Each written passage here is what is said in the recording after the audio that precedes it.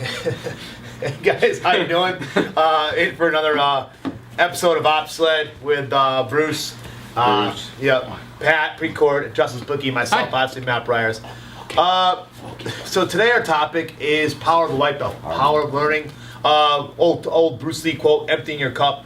And what we're doing now with OPSLED is we're trying to actually start off with something we suck at.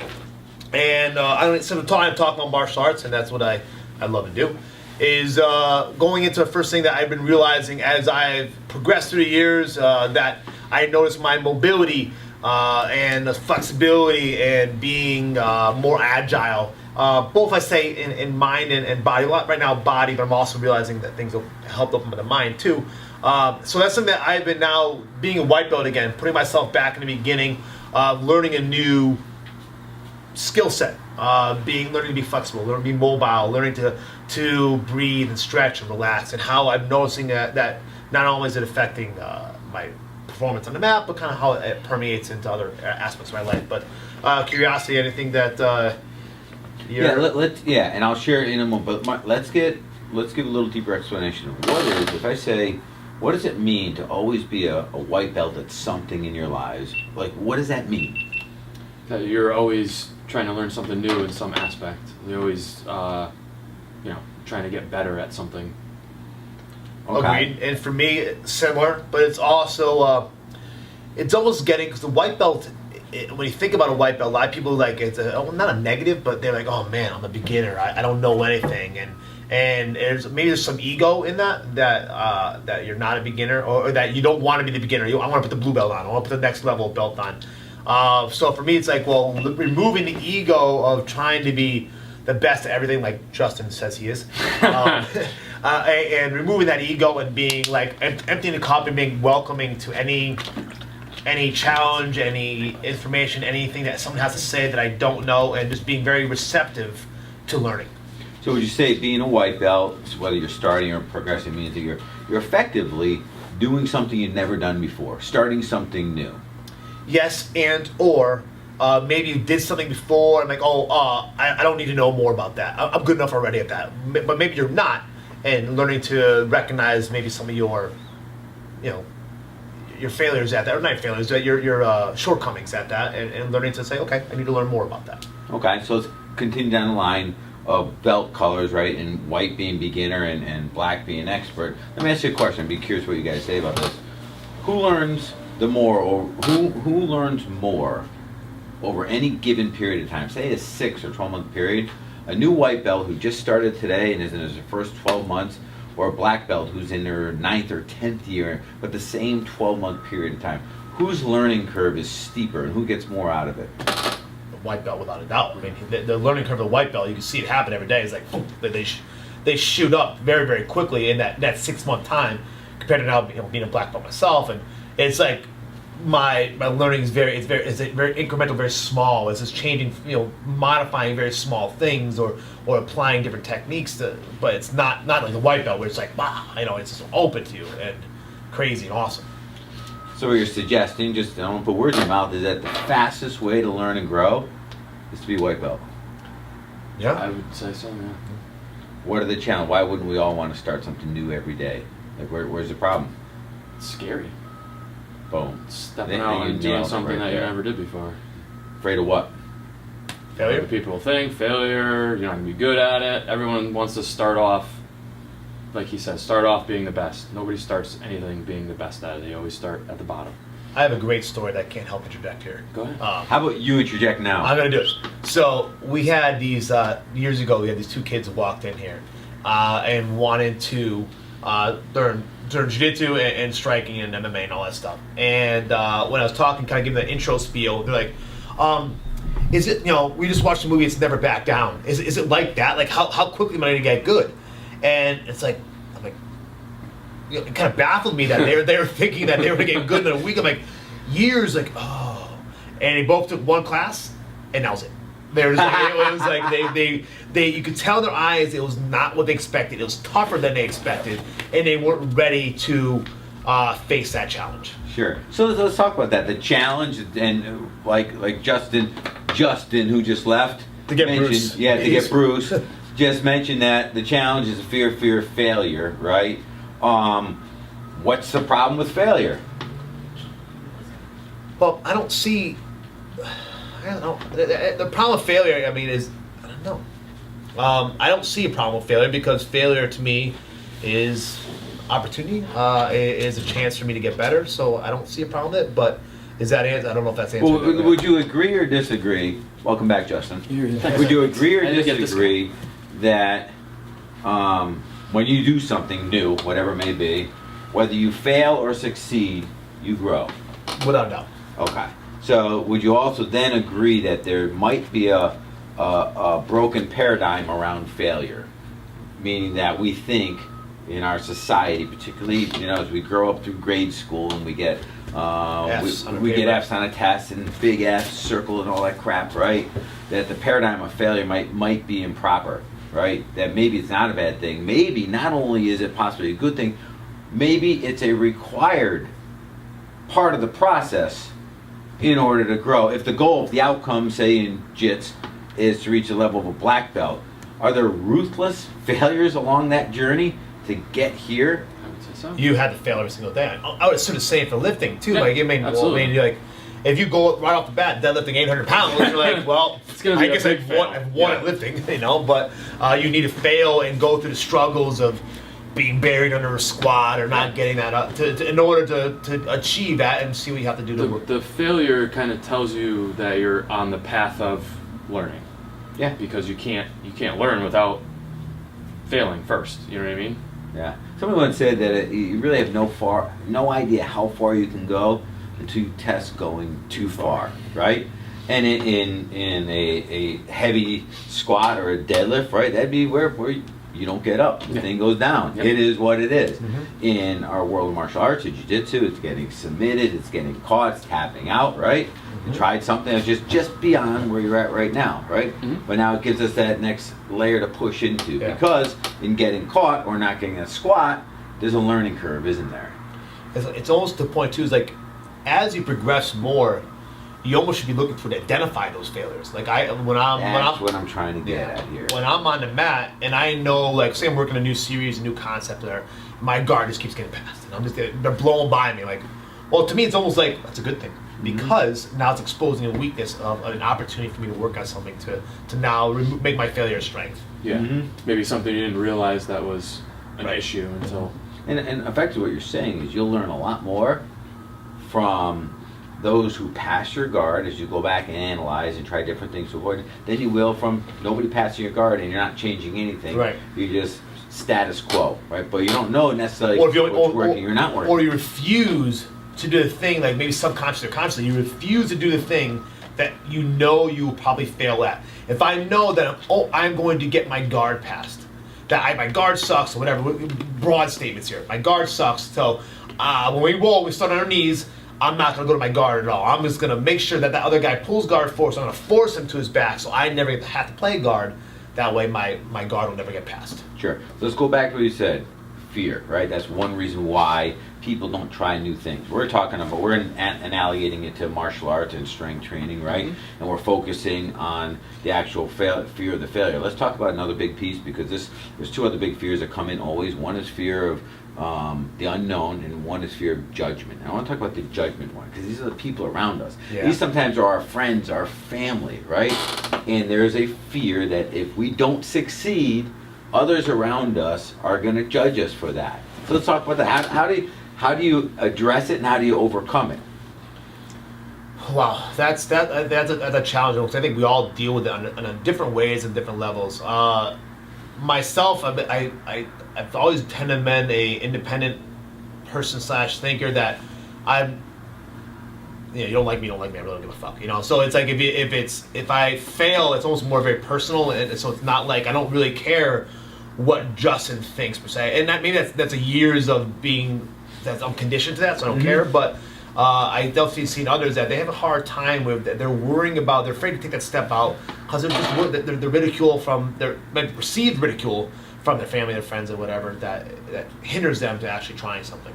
But I don't know. You anything? I actually have kind of an issue with that sometimes, especially like doing this Online kind of stuff. yeah. communicating through the That somebody's out there Internet, laughing yeah, their ass it's- off. yeah. They're right now. now. Stop laughing at us. look at that guy's fucking haircut, what a loser. Yeah. I'll do shit Well, like that. But I definitely see that. it's yeah. it's just a matter of just keep doing it. Like the things that the other people's opinions, they're not going to change what you're doing. You just have to keep going through and keep going forward and keep doing everything. I did a vlog for a while. I did like 100 episodes. The first one was fucking terrible. The 100th one was okay. Just the repetitiveness of doing the thing that you don't want to do over and over again. Now you put yourself out there all the time. You were just at an event. You're emceeing. You travel all the time, talking to different people, helping different people.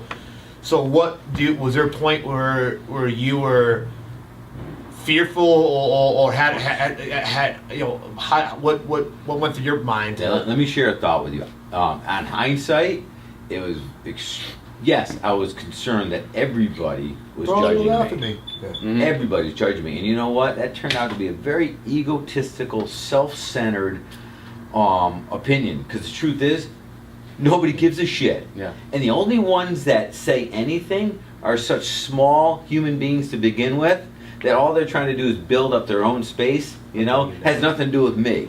So at the end of the day, 99% of people don't care. They're into their own crap. They're not worried about my stuff, win or lose. And the ones that do speak up are the smallest people anyways.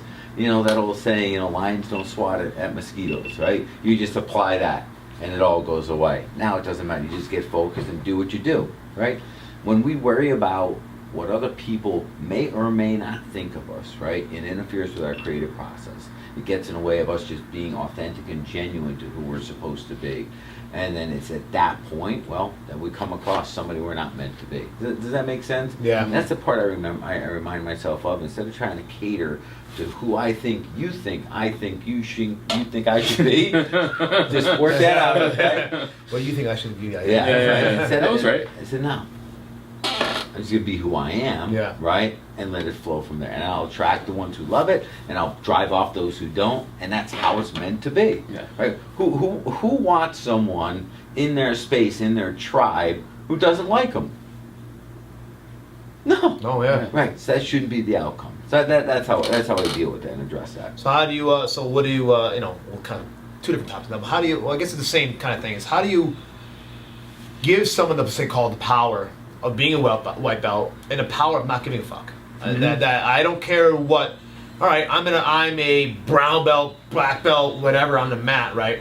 How do I not give a fuck if that blue belt tapped me or the purple belt tapped me because I was trying something new, and that maybe he's gonna go, oh man, I fucking tapped Matt today. How do you give that person the power of not giving a shit? Like, I'm just gonna worry about me. That's a good question. Yeah, and there's a time and a place to be selfish, and this is it here. In order for us to grow, we have to keep pushing our limits. We've got to try things we haven't done to get results that we've never gotten, right?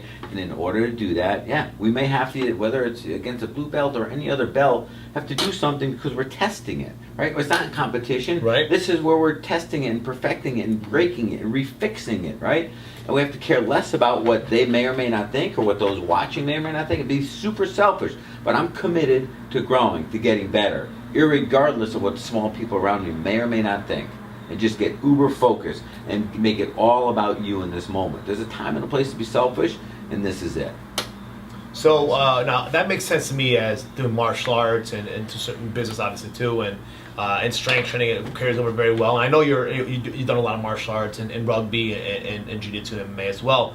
But curiosity, how did you? Because you started off more on the business side or the real estate side. Am I saying that correctly?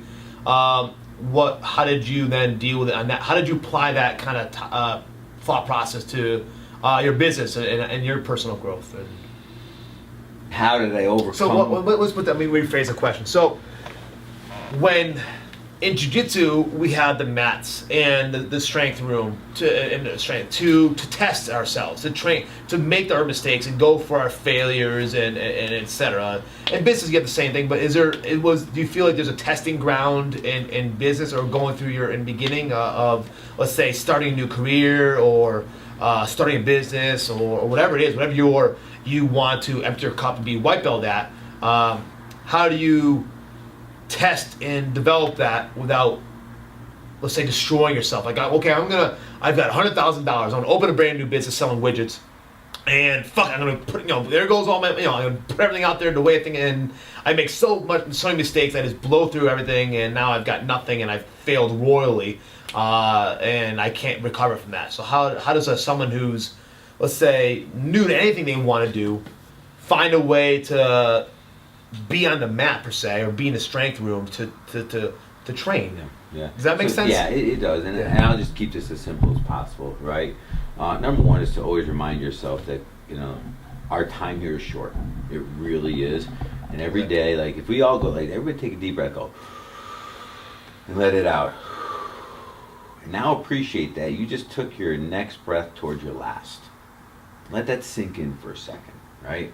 Our time here is short, and it does not stop ticking. And at the end of the day, we'll always regret much more the things that we chose not to do over the things that we did. As a matter of fact, there'll be no regrets over what we did. It'll always be about the stuff that we didn't do, that we could have done, that we should have done. You hear a lot of people say on their deathbed, Yeah, all the stuff exactly. they didn't do. Yeah. It's not all the things they accomplished. It's like, well, I should have done this. I should have spent more time with family. I should have gone on, enjoyed life, or whatever it is. That Should have went for it. Yeah. Should have went Yeah. for it. Pete, 'Cause- come here. Jump in the camera really quick. So, Pete, sit in Bruce's seat. Yeah. So, Hey, guys. I hate putting you on the spot here. You were in this kind of spot of Absolutely. death. Let's say that Pete Yep. had a major heart attack on the mat and Yep. almost died. Can I ask a very personal Sure, question? 3 years ago. You were in the hospital. You're going through or experiencing a major heart attack right now. Yep. What was going through your mind as in in that moment? Well, the first thing is denial that it's happening, even though it's happening, which is kind of weird, but it's true. But one thing I remember specifically is when I went to urgent care, Rafael Formiga Barbosa was with me, soul fighter, black belt, 4th degree black belt, I believe, world champion. And when they had me in the, I guess what do you call it, gurney, a bed, whatever, they're carrying me to the ambulance, I was upset, and I was like basically crying. I said to him, I'm so sorry for me, I'm sorry. And he said, what are you sorry for? And I said, I'm sorry I didn't do all the things that I always wanted to do. I'm sorry I didn't compete more. I'm sorry I didn't do the, World's Masters. I'm sorry I didn't do all this stuff, because at that point I realized that I might have a half hour to live. Like that was it. Like the clock was ticking, and it was a race of time to get to the hospital. And so what you guys said is 100% correct. It's a funny thing because we're talking words and we intellectualize things. And words are words. Words are just something that makes you think of something else. But it's really the feeling that's inside you that triggers everything. And I could tell you about the experience, but unless you go through it yourself or something like that, it's life altering. And since that happened to me, I never forget that life is finite. That I might have 1 year to live, 6 months to live. I might have 30 years to live. I have no idea. I have no clue. But because I know it's finite, it erased the concept of fear for me of doing and trying things. Because what do you have to lose? I mean, your greatest gift you have right now is your life, is your future. Your future is your potential. No one can dictate to you or tell you what tomorrow is going to be for you. It's you who does that. And when you have a situation where you almost die, you really learn to appreciate life. And that's when you actually learn to live. It's the end of survival and the beginning of living. That was cool about you too. Is like once you got back from that, let's call it experience. Yeah. You've been on a freaking tear. You haven't stopped Yeah. living and challenging yourself and emptying your cup and Yeah. putting on a proverbial white belt again, even though you're a purple belt. But you talk about how every time I see you, you're always trying to talk about how you're improving and working on this, and whether it be your camera work, whether it be Yeah. on the mat, which I really. And you and I are great friends, so we've talked at length about this. Oh, I love you. But I see that how that one experience has profoundly changed your life to the point where you're like almost a teenager, just hungry and like I want everything. Well, the funny thing is, when you're a young person, you're very idealistic, or typically you are. I can't say that as a general statement, but you're idealistic. You're in love with life. You have great hopes, great expectations. But as you get older, life kind of gets in the way. And you know, if you get married, you have kids, and you have a job, you have mortgage responsibilities. So you lose track of who you are as that young person. But what you are as that young person is someone whose heart is open, pretty much. Your soul is open to the wonders of the world. And it took a heart attack and almost losing my life to become that young person again. And it wasn't an intellectual process where I said, hey, I'm going to do this. It was the spirit, the soul, leading the mind. Now, everyone thinks, to quote this guy Joseph Campbell, who was a great mythological teacher and educator, that the mind's in charge. The mind is just an organ in your body. Yeah, it controls a lot of things, but you know, sometimes it's your soul that's leading the way. Mm-hmm. And you know, I didn't really grasp that until I had the gift of a heart attack. So as action steps, everybody go get a heart attack. Oh, I wouldn't recommend that. But make sure you survive, because it's a 50-50 shot of living and dying with a heart attack. Fair enough. You know, the truth is there's some people right now watching this that are in such a shitty spot. If they could get what you have, they would take the 50-50 shot. Yeah. Beauty is they don't have to. They don't have to take that risk. Yeah. Right? Yeah. So let's just kind of put some bookends on this, wrap this thing up. Yeah. Just a couple thoughts, right? You asked me a question, what moves me forward each day, right? Very simple. I have a commitment to myself and my family not to be in the same place today as I was yesterday, and tomorrow to be further along than I was today, right? Well, that's opposite. Always Suck less every day. Yeah, suck less every Check day. the cameras real quick. And you can create a measurable process for that. Like if you were to, I call this an integrity wheel, right? But if you were to draw a circle and put slices of pie on this thing and have 6 or 8 or 10 categories of your life, right? From your personal life to your health, your physical health, your mental, emotional health, your relationships, your bank account, your professional life, all the things that you think that shape you. And you rate them, honestly, as a 1 to 10 as to how full that bucket is. A 10 being, you can't fill this thing anymore, it's absolutely overflowing already. And a 1 being that I'm empty, right? And maybe once a quarter, you readdress this with the intent of getting these things up in that, you know, in that 8 or better spot, right? It's very difficult to have overflowing buckets in all areas of life all the time, because that would be this panacea of perfection which can't be achieved, right? But it's a way to actually chart your progress and be honest, be legitimate about what's going on. And the single easiest way to keep these going is 1, be aware where they are now, and then make a conscious effort each day to address something in these different buckets of your life. Maybe next OPSLED we can actually put an integrity wheel up. Take this a little deeper. I was very curious. I've heard you reference that before. Yeah. And I'd like to see that, you know, drawn out, you know, whiteboarded out or something like that, because I think that'd be a really interesting topic. I know for me, and I'm sure for anybody listening, because that gives, it always goes to almost an action plan a little bit. Now you're starting to look to get here's my buckets of life, and what needs to be fixed and drawn. Where am I white belt at? And I was kind of, I'll ask one question. Let's say it's, we'll use jiu-jitsu again. So say one of your buckets is like physical and it's jiu-jitsu, okay? Okay, so you're at I'm not going to say what rank I think I am at, but let's say you're at a certain level, like, well, do you ever reevaluate, or is there other stages? Okay, are you saying, okay, stage 1 and stage 2, stage 3, or are you saying that that is you only can reach so far? How do you, like, almost kind of check yourself? You know? Let me ask you this, okay? Say you're going into a big game. The team you're going to play against, forget, it doesn't matter the sport. No, I give you, there's 2 teams, and you get to choose who you're going to play against. They're both 7-7. The first team won their first 7 games and lost their last 7. They're 7-7. The second team lost their first 7, but won their last 7. Who would you rather compete against? First one. Right. So equal record, and you got to be careful how you measure things. They're effectively equal, but the direction they're going is completely different. And I'm more concerned about which direction I'm going than my actual score. Got it, that makes sense. Does that make sense? Yes, absolutely. And So I definitely would say, if we're going next. to measure, let's measure the direction we're going. versus where we're at, which is it's much more relative to direction, where we're going to, not where we've been, if that makes any sense. Yeah, so definitely next OPSLED we will put. I think that's a great one. Integrity wheel, as you called it. Cool. I think it'd be great. Other action items. I would say for action items for yourself. So guys, what we're doing now, but maybe by the time you watch it, it'll be up. It'll be OPSLED.com. I'll be posting all our videos and all that stuff.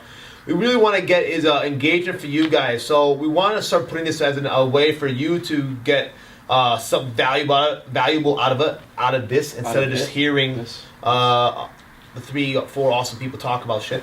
Putting a couple of things, either putting down what you feel that you're sucking at today that you want to improve at, and also going into the topic that we talk about, so power of a white belt.